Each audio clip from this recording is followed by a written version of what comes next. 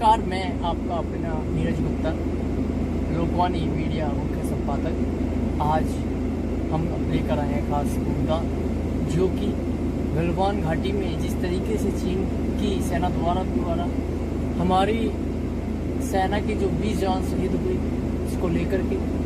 और आज हम करेंगे सीधी बात में हमारे साथ हैं खास मेहमान अक्षय चौधरी, जो कि बागपत से हैं और सामाजिक मुद्दों पर आए दिन आए समय बहुत ही बेबाकी से अपनी बात को रखने वाले आज हमारे साथ हैं। तो सर नमस्कार। सभी श्रोताओं को नमस्कार। और नीरज जी, सबसे पहले मैं आपको बधाई देना चाहूंगा। आप वाकई में बधाई के पात्र हैं कि लोकवाणी न्यूज के जरिए एक युवाओं को जो आपने प्लेटफॉर्म दिया ना है, आप इसके लिए इसका मैं तहे दिल से आपका धन्यवाद करता हूं और आप इसके लिए बधाई के पात्र हैं। इसमें हम युवा एक बेबाकी से अपनी बात को समाज तक पहुंचा सकते हैं और भारत सरकार तक, प्रदेश सरकार तक अपनी बात को हम पहुंचा सकते हैं। बिल्कुल।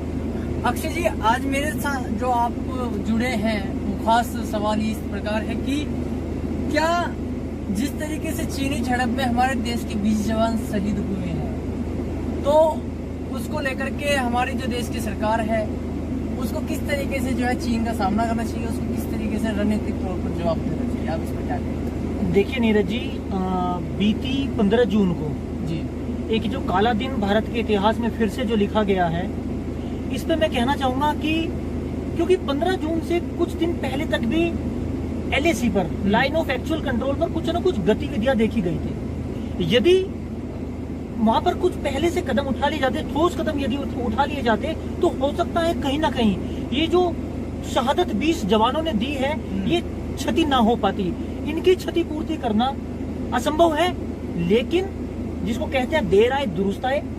भारत किसी भी क्षेत्र में ना पिछड़ा है ना पिछड़ेगा।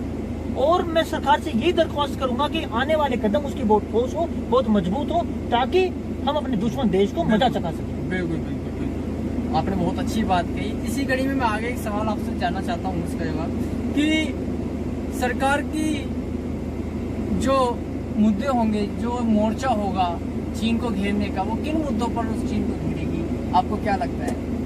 देखिए नीरज जी, अगर मैं मोटे स्तर पर बात करूं तो चीन से हमारा कोई 10 बिंदुओं पर हमारा कोई प्रबंधन उससे नहीं है। इस तरीके का कोई भी हमारा कोई उसका कोई इस तरह कोई राजनीतिक कोई दखल अंदाजी नहीं है। लेकिन मैं ये जरूर कहना चाहूंगा कि चाहे हमारी सीमा की बात हो, चाहे बॉर्डर की बात हो, चाहे चीन और भारत के व्यापार की बात हो, हमें जल्द से जल्द चीनी व्यापार का, चीनी उत्पाद जो पदार्थ है, चाइनीज सारे प्रोडक्ट्स का हमें बाइकआउट करना होगा, जल्द से जल्द जितना होगा। और बाइकआउट का मतलब ये नहीं है कि आपके घरों में जो पहले से इलेक्ट्रॉनिक्स चीजें हैं, जो फोन है, जो LED है, आप उनको अपने घर से बाहर फेंक दें। बाइकआउट का मतलब होता है आगे से किसी भी चाइनीज प्रोडक्ट को आप ना खरीदें। देखिए, ये तो बहुत आसान है कहना कि भाई इस तरीके से बाइकआउट करना, चीन के सामान का बहिष्कार कर दें, ये बहुत आसान है।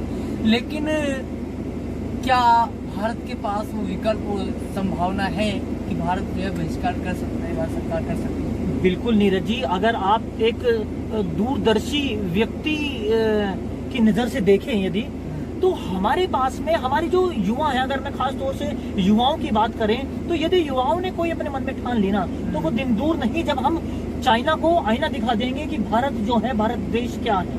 क्योंकि बाइकआउट कोई बहुत बड़ी चीज नहीं है। अब वो समय आ चुका है जो हमारे यशस्वी प्रधानमंत्री श्री नरेंद्र दास दामोदर मोदी जी ने जो कहा है, मेक इन इंडिया।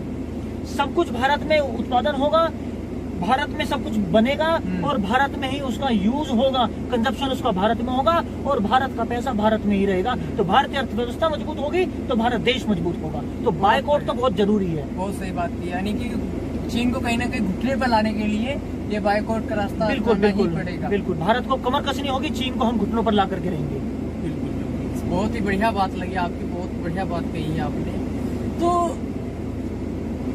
कहीं ना कहीं जो इस आदत हुई है, इसका बदला बहिष्कार करके लिया जाए, या इसका से भी कोई उलट इसका कोई विकल्प है जिस तरीके से चीन से बदला लिया जा सकता है बहिष्कार से? देखिए नीरज जी, जैसे कि मैंने अभी शुरुआत में भी कहा था कि उन 20 जवानों की जो शहादत का बदला है, उन 20 जवानों की भी क्षतिपूर्ति नहीं हो सकती है। ठीक सही है। बात है। देखिए, चाहे विपक्षी कुछ भी मांग कर रहे हो कि उन जवानों को इतना मुआवजा मिले, उन जवानों के परिवार से इतनी नौकरियां मिले, ठीक है, वो सब कुछ वो संभव है, लेकिन उन जवानों की क्षतिपूर्ति करना असंभव है। लेकिन हाँ, हमें अगर चाइना को आईना दिखाना है तो हमें उसका बाइकआउट करना है। हमें हर संभव प्रयास उठाने हैं जिससे हम, देखिए, हम भारत जो है, हम ईंट से ईंट बजाने में सक्षम हैं, हम हर तरीके से योग्य हैं, और हम, हमारा इतिहास, कोई भी हमारा जो देश है, सहयोगी या विपक्ष देश, हमारा इतिहास उठा करके देख ले, हम ईंट से ईंट बजाने में कितने मजबूत हैं। तो वो दिन दूर नहीं है जब हम चाइना को आईना दिखा देंगे। तो ये बताइए, जिस तरीके से 19 तारीख की घटना थी, उसके 4 से 5 दिन बाद जो है जनता के द्वारा ये रोष प्रकट किया गया है चीन की कायरता के सामने, कि जिस तरीके से बर्बरता हुई है, उसे कोई भी, बिल्कुल सही बात है आपकी, उसे कोई भी जो है प्रोत्साहित करने वाला तो कोई ऐसा काम किया नहीं है, कायरतापूर्ण कार्य किया है ये।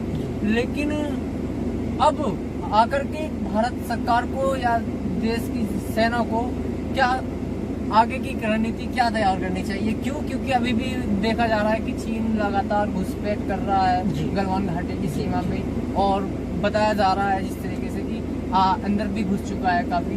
तो उसके बावजूद, साथ ही मैं कहता हूँ कि ये गलवान की घटना नहीं है, अरुणाचल प्रदेश की भी घटना पहले हो चुकी है, अभी डोकलाम में भी आपस में जो है सेना भिड़ चुकी है।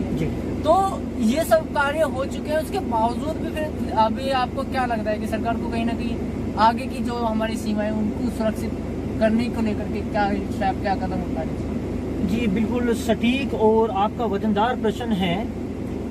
जहाँ तक मैं बात करूँगा, देखिए, अगर आज के जो न्यूज़पेपर के अगर मेन हेडिंग आप पढ़ेंगे तो हमारी जो रक्षा मंत्री है माननीय राजनाथ सिंह जी, उन्होंने कहा है कि हमने अपने सेना के जो है वो हाथ बिल्कुल खुले छोड़ दिए हैं। यानी कि कहीं ना कहीं हमें ये दर्शाता है कि अभी जो भारतीय है, किसी भी भारतीय को डरने की जरूरत नहीं है। हमारी सीमाएं अब पूर्णतः सुरक्षित है, लेकिन सुरक्षित होने का मतलब ये बिल्कुल नहीं है कि हम अपनी आंख बंद करके बैठ जाएं।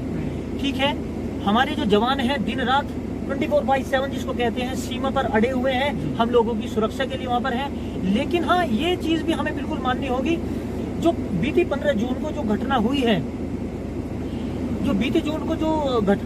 बिल्कुल, हाँ जी, ये इस चीज से भी बिल्कुल मना नहीं हो सकती कि जो वहाँ पे रूल रेगुलेशन है, जो पेट्रोलिंग के जो रूल रेगुलेशन है, चाइनीज जो जवान है, जो चाइना के जो जवान है, उन्होंने उसका कहीं ना कहीं उल्लंघन करा है। और क्योंकि हम भारतीय एक मनुष्यता का प्रतीक है, हम इमोशन से भरे होते हैं, तो हमने कहीं ना कहीं उन पर विश्वास करा। तो हमारे जो जवान है वो निहत्थे थे और वे धारदार हथियारों के साथ वहाँ पर मौजूद थे। बिल्कुल अक्षय जी बहुत अच्छी बात कही आप।